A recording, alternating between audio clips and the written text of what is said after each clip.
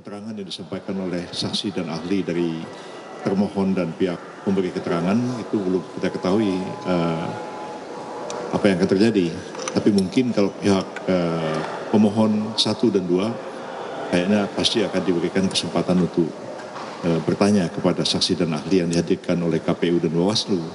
Kami sendiri sebagai pihak terkait belum tentu. Kalau sekiranya ada yang perlu ditanyakan, kami akan tanyakan nanti dan diberikan kesempatan itu kami akan lakukan. Kalau tidak ya kami hadir aja dalam sidang hari ini.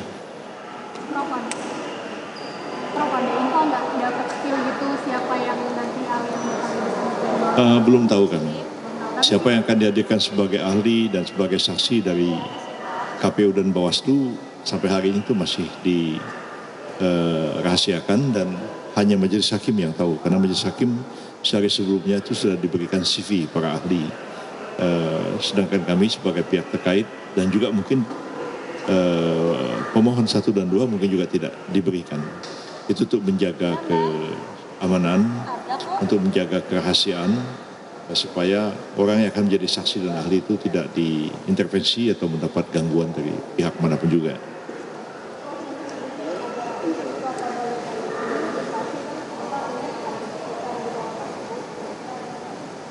Ya, termohon dalam perkara ini kan sebenarnya KPU, ya.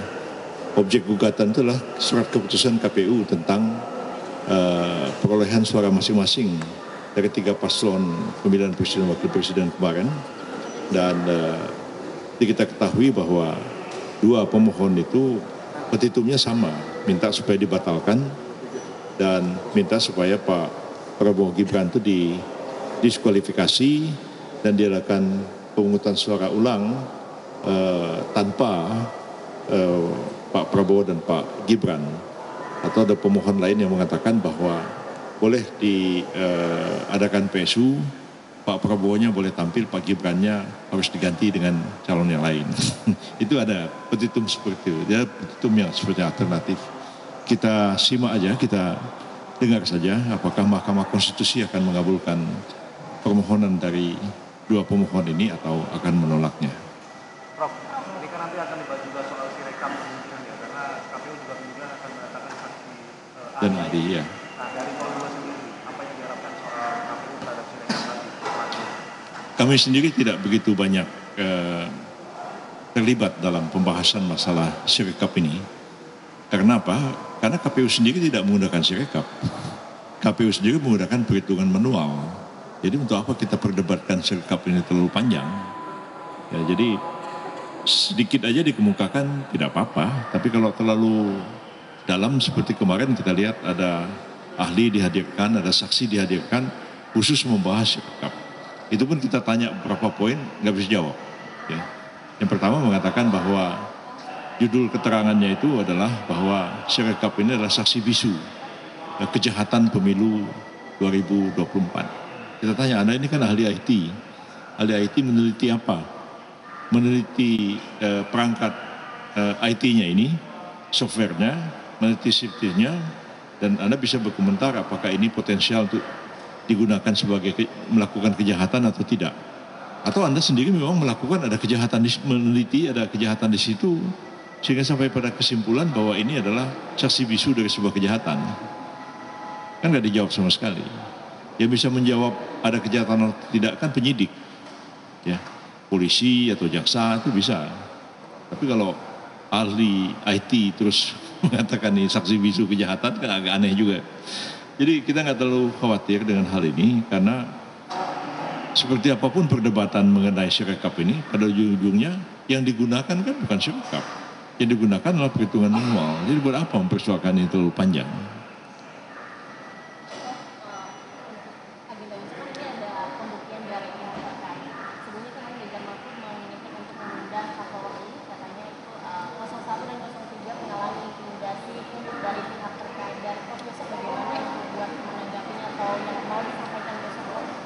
Kami besok ya diberikan kesempatan untuk menghadirkan ahli dan saksi. Ahli dan saksi itu semuanya 19 orang. Tapi berapa kami mau gunakan itu belum kita putuskan.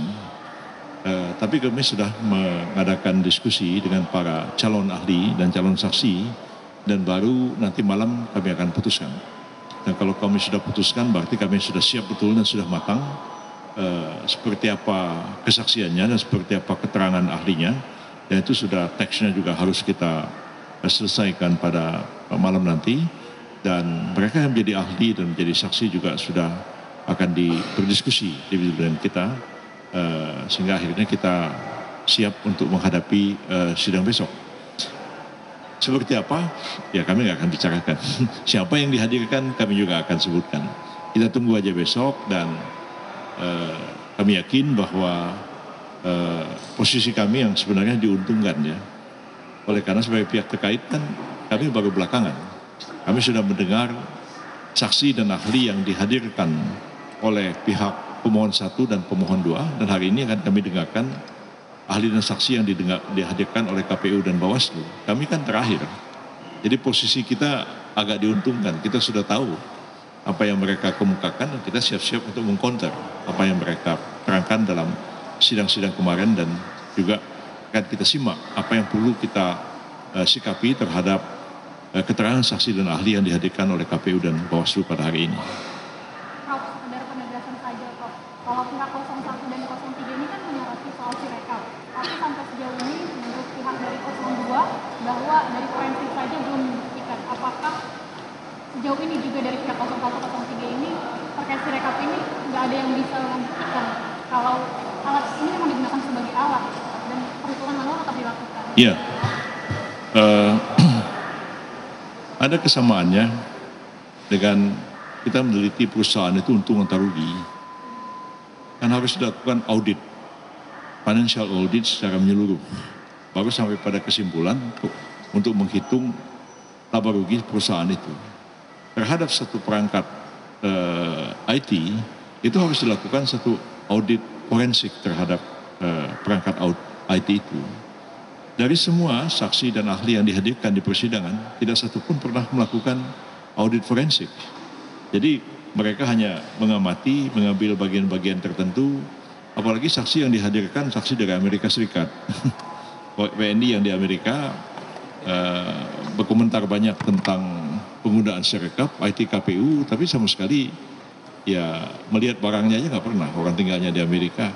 Tapi hanya slide-slide dan kemudian juga tampilan-tampilan dari web KPU yang kemudian dikomentari. Keterangan seperti itu sebenarnya sangat sulit untuk bisa dijadikan sebagai satu alat bukti, kecuali memang mereka melakukan audit forensik. Dan audit forensik dilakukan secara resmi dan diminta secara resmi kepada KPU, dan KPU mengatakan silahkan dilakukan. Kalau prosedur itu tidak dipenuhi, maka audit forensik tidak bisa dilakukan. Ya. Misalnya ada orang mati gitu. Apa penyebab kematiannya? Kan harus dilakukan otopsi. Tapi kalau keluarganya menolak dilakukan otopsi nggak bisa dilakukan oleh dokter.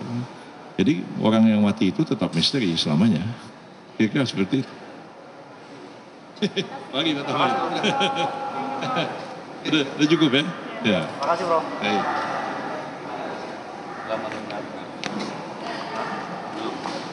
Tadi ada Rancen itu udah masuk. Tadi dia udah bilang besok mau diganti.